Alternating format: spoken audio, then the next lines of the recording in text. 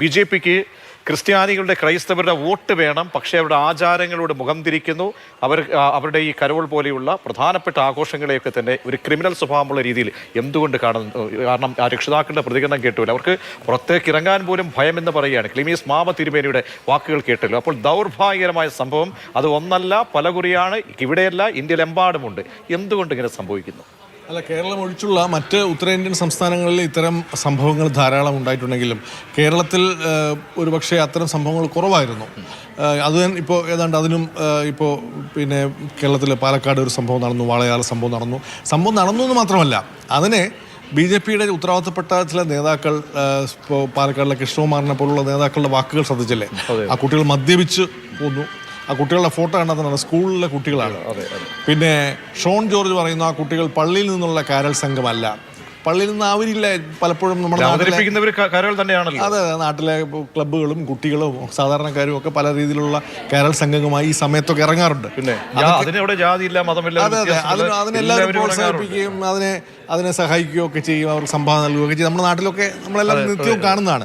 അതിന് കേരളത്തിൽ ആദ്യമായിട്ട് അത്തരം അതിക്രമങ്ങൾ വന്നു എന്നുള്ളത് ശരിക്കും നമ്മളെല്ലാം ഞെട്ടിപ്പിക്കുന്നതാണ്. ഉത്തരേന്ത്യയിലെ കാര്യം പിന്നെ പറയണ്ട. ഉത്തരേന്ത്യയിൽ ഇത്തരം സംഭവങ്ങൾ നിത്യസംഭവമായി മാറി. ഈ ക്രിസ്മസുമായി ബന്ധപ്പെട്ട് ധാരാളം സംഭവങ്ങൾ, ഇപ്പോൾ യുണൈറ്റഡ് ക്രിസ്ത്യൻ ഫോറം എന്ന് പറയുന്ന ഒരു സംഘടന, അവരുടെ ഒരു കണക്ക് പ്രകാരം ഏതാണ്ട് 2014 മുതൽ, അതായത് ഈ BJP കേന്ദ്ര ഭരണത്തിൽ വന്നതിന് ശേഷം 2014 മുതൽ 2025 വരെ 4618 ഇത്തരം അക്രമ സംഭവങ്ങളാണ് റിപ്പോർട്ട് ചെയ്യപ്പെട്ടിട്ടുള്ളത് എന്നുള്ളതാണ്. ഇത് പരാതിയും റിപ്പോർട്ട് ചെയ്യപ്പെട്ടിട്ടുള്ള സംഭവങ്ങൾ. 2023 734 സംഭവങ്ങൾ, 24 834, 2025 നവംബർ വരെ 706 സംഭവങ്ങൾ. അതായത് ഏതാണ്ട് ഒരു മാസം ശരാശരി 69 ഇത്തരം അക്രമ സംഭവങ്ങൾ നടക്കുകയാണ്. ഒരു കാര്യം, ഈ നമ്മുടെ ഛത്തീസ്ഗഡിൽ കണ്ടതാണ്. അവിടെ കന്യാസ്ത്രീകളെ, പാവപ്പെട്ട 2 കന്യാസ്ത്രീകളെ വലിയൊരു കള്ളക്കേസിന്റെ പേരിൽ അവിടെ ജയിലിലടച്ച ഒരു സംഭവത്തിന് ശേഷം ഇവിടെ നിന്നും കേരളത്തിൽ നിന്നാണ് ആരാണ് രാജീവ് ചന്ദ്രശേഖർ, BJPയുടെ സംസ്ഥാന അധ്യക്ഷൻ, അവിടേക്ക് പോകുന്നു. അങ്ങനെ അവരെ മോചിപ്പിച്ചിട്ട് പോലും എന്താണ് ഹിന്ദു ഐക്യവേദി, വിശ്വ ഹിന്ദു പരിഷത്ത്, ഹൈന്ദവ സംഘടനകൾ അതിൽ വിയോജിപ്പ് രേഖപ്പെടുത്തിയ ആളാണ്. അപ്പോൾ ഈ ഏച്ചു കെട്ടിയാൽ മുഴച്ചിരിക്കും എന്ന് പറയുന്നത് പോലെ എല്ലാ കാലവും ഒഴിവാക്കപ്പെടേണ്ട ആളുകളുടെ ഗണത്തിലേക്ക് സംഘപരിവാർ സംഘടനകൾ ഉൾപ്പെടുത്തിയിട്ടുള്ള ഒരു മതമാണ്. അപ്പോൾ അവിടെ ഉണ്ടാകുന്ന ചില യാഥാർത്ഥ്യങ്ങളെ ഇവിടുത്തെ ക്രൈസ്തവ മതമേലധ്യക്ഷന്മാർ തീർത്തും കാണുകയും വീണ്ടും ഈ സംഭവങ്ങളെ ഇങ്ങനെ അടിക്കടി ഉണ്ടാകുമ്പോൾ ശക്തമായി അപലപിക്കുകയും ചെയ്യേണ്ടതല്ല. അങ്ങനെ ഒരു ശക്തമായ സ്വരങ്ങൾ വരുന്നുണ്ടോ? അല്ല, ഇത്തരം അക്രമ സംഭവങ്ങൾക്കെതിരെ കേസെടുക്കുന്നില്ല, നടപടിയെടുക്കുന്നില്ല, അപലപിക്കുന്നില്ല. സാധാരണ ഫ്രിഞ്ച് ഓർഗനൈസേഷൻസ് ആണ് ഇത്തരം സംഭവങ്ങൾ നടക്കുന്നു എന്നാണ് എപ്പോഴും അവർ പറയാറ്. പക്ഷേ BJPയുടെ ഉത്തരവാദിത്തപ്പെട്ട നേതാക്കൾ തന്നെ ഇപ്പോൾ ജബൽപൂർ, മധ്യപ്രദേശിലെ ജബൽപൂരിൽ ഒരു പള്ളിയിൽ പോയി ഒരു കാഴ്ച പരിമിതിയുള്ള പെൺകുട്ടിയെ ഭീഷണിപ്പെടുത്തുന്നത് അവിടുത്തെ BJPയുടെ ജില്ലാ നേതാവാണ്, ഒരു വനിതാ നേതാവാണ്. അങ്ങനെ BJPയുടെ ഫ്രണ്ടൽ ഓർഗനൈസേഷൻ്റെ നേതാക്കൾ തന്നെ ഇത്തരം സംഭവങ്ങളിൽ ഇൻവോൾവ് ചെയ്യുന്നു എന്നുള്ളതാണ് ഒരു ഭാഗത്ത്. മറുഭാഗത്താവട്ടെ പ്രധാനമന്ത്രി പിന്നെ ക്രിസ്മസ് ദിനത്തിൽ കേക്കുമായി പോകുന്നു, അല്ലെങ്കിൽ മതപുരോഹിതരെ വിളിച്ചിട്ട് സംസാരിക്കുന്നു, പിന്നെ ക്രിസ്തുവിനെക്കുറിച്ചും ഒക്കെ, അല്ലെങ്കിൽ ക്രിസ്മസ് ആഘോഷത്തിൻ്റെ പ്രാധാന്യത്തെക്കുറിച്ചും സഹവർത്തിത്വത്തെക്കുറിച്ചും സ്നേഹത്തെക്കുറിച്ചും ഒക്കെ പ്രസംഗിക്കുന്നു. ഇത് രണ്ടും കൂടെ ചേർന്ന് പോകുന്നതല്ല, ശരിക്കും ഡബിൾ ടോക്കാണ് ഇതിനകത്ത് സംഭവിക്കുന്നത്. ക്രൈസ്തവ സംഘടനകൾ ഇനിയെങ്കിലും ചില യാഥാർത്ഥ്യങ്ങൾ തിരിച്ചറിയണം.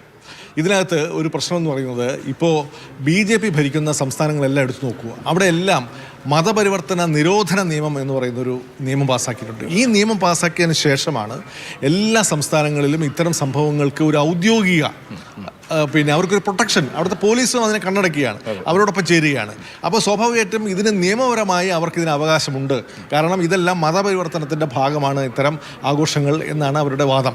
എന്തിന് ഇപ്പോൾ BJP കേന്ദ്ര പ്രധാനമന്ത്രിയും BJP നേതൃത്വമൊക്കെ ഇത് പറയുമ്പോൾ പോലും BJPയുടെ ഔദ്യോഗിക ജിഹ്വ എന്ന് പറയാവുന്ന ഓർഗനൈസർ മാഗസിൻ്റെ ഒരിക്കൽ കവർ സ്റ്റോറി എന്ന് പറയുന്നത് ക്രിസ്മസിനെതിരായിരുന്നു. ക്രിസ്മസ് എന്ന് പറയുന്നത് വൈദേശികമായ ആഘോഷമാണ് എന്നൊക്കെ പറഞ്ഞുള്ളൊരു ആശയപരമായി അവർ സ്വാഭാവികമായിട്ടും മറ്റ് മതങ്ങളിലുള്ള വിദ്വേഷവും അത്തരം പ്രചാരണങ്ങളും സംഘടിപ്പിക്കുന്നവരാണ്. ഇപ്പോൾ ഛത്തീസ്ഗഡിൽ തന്നെ ഏതാണ്ട് ഡിജിറ്റൽ പോസ്റ്ററുകളാണ് 24-ാം തീയതി ക്രിസ്മസ് ഈവിൻ്റെ അന്ന് അവിടെ പിന്നെ ബന്ദ് സംഘടിപ്പിക്കുകയാണ്. അങ്ങനെ ഒരു ബന്ധമൊന്നും ആരും ആഹ്വാനം ചെയ്തില്ല, പക്ഷേ ഡിജിറ്റൽ സോഷ്യൽ മീഡിയയിലൊക്കെ അങ്ങനെ ഒരു പോസ്റ്റർ പ്രചരിപ്പിക്കുകയാണ്. ഡൽഹിയിൽ ലാജ്പത് നഗറിൽ പിന്നെ ബജ്രംഗ് ദൾ ടീം കാരൽ സംഘത്തെ തടഞ്ഞു. ഒറീസയിലാണെങ്കിൽ ഈ ക്രിസ്മസ് സാധനങ്ങൾ വിറ്റുകൊണ്ടിരുന്ന ഒരു ഹിന്ദുവായ വ്യാപാരിയെ ഭീഷണിപ്പെടുത്തുന്നു. ഇതൊക്കെ പുറത്തു വന്ന ദൃശ്യങ്ങൾ മാത്രമാണ്.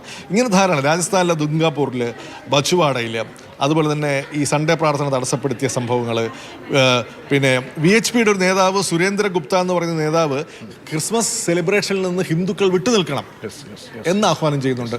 അത്തരം സംഭവങ്ങൾ വളരെയധികം ഭീതിതമായി കൂടി വരികയാണ്. ഇത് ഭരണഘടന ഉറപ്പു നൽകുന്ന ആരാധന സ്വാതന്ത്ര്യം, അതിനൊക്കെ ശരിക്കും ഘടകവിരുദ്ധമായ കാര്യങ്ങളാണ്. ഇതിനകത്ത് ശക്തമായ നിലപാട് BJP ശരിക്കും ഔദ്യോഗികമായി തന്നെ അവരെടുക്കില്ല. BJP എടുക്കില്ല. കാരണം ഒരു സ്വരവും വരുന്നില്ല വരില്ല, അവർ അപലപിക്കില്ല. നമ്മൾ കണ്ട പ്രതികരണം പോലെ സംസ്ഥാന നേതാവിന്റെ ഭാഗത്തു നിന്നാണ് ഇത്തരം അങ്ങേയറ്റം മലീമസമായ മോശമായ പ്രതികരണം എന്തിന് ഷോൺ ജോർജ് പോലും പറയുന്നു, മാന്യമല്ലാത്ത കാരൽ ആണ് നടത്തുന്നുണ്ടെങ്കിൽ ചിലപ്പോൾ അടി കിട്ടിയെന്നിരിക്കും എന്ന് ഈയിടെ BJPയിൽ ചേർന്ന ഷോൺ ജോർജിനെ പോലുള്ള ആൾക്കാർ പോലും പറയുന്നുവെങ്കിൽ പിന്നെ അതിനകത്ത് നിന്ന് മറ്റ് BJPയിൽ നിന്ന് ഔദ്യോഗികമായിട്ട് അവരൊന്നും പ്രതികരിക്കില്ല, അപലപിക്കുകയില്ല, എന്നാൽ അതിനെ എതിർക്കുകയുമില്ല, ഇത്തരം നടപടികൾ എടുക്കുകയുമില്ല. അതാണ് ഈ അവസ്ഥ. ഇത് വളരെ ഭീതിതമാണ്. നമ്മളിപ്പോൾ ബംഗ്ലാദേശിലെ ന്യൂനപക്ഷ വേട്ടയെക്കുറിച്ച് നമ്മളെല്ലാം അപലപിക്കുന്നുണ്ട്. ഗവൺമെൻറ് തന്നെ അതിനകത്ത് ഔദ്യോഗികമായി അപലപിക്കുന്നുണ്ട് ആ സംഭവം.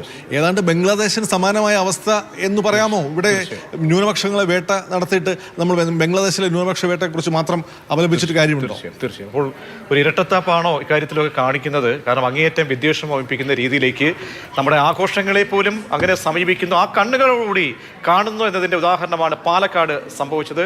തികച്ചും അപലപനീയമാണ്.